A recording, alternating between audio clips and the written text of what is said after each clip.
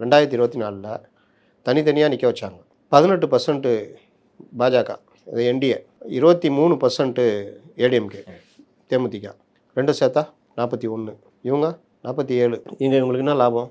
India கூட்டணி, காங்கிரஸு, அது இதுன்னு பண்ணி இஸ்லாமிய சிறுபான்மை மக்களுடைய வாக்கு எல்லாம் சேர்ந்து 47. இங்கே அடின்னு அடித்து ஒன்றும் இல்லாமல் வெறும் ரெட்டையில் 21%.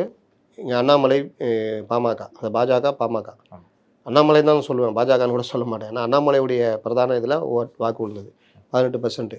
இப்போ சொல்லுங்கள், சட்டமன்ற தேர்தல், இவர்களுக்கு எதிரான கடுமையான கோபம் எல்லாம் இருக்குது. விஜய் வாக்கு பிரிக்க போகிறாரு, இவங்க சிறுபான்மை மக்கள் வாக்கையும் சேர்த்து விஜய் பிரிக்க போகிறாரு. இங்கே இதே டீமு அதே ரெட்டையில் மறுபடியும் ஸ்ட்ராங் ஆகுறாங்க. அப்போ எப்படி அடி விழும் பார்த்துங்க. அதை தான் இந்தியா டுடே சொல்லுது.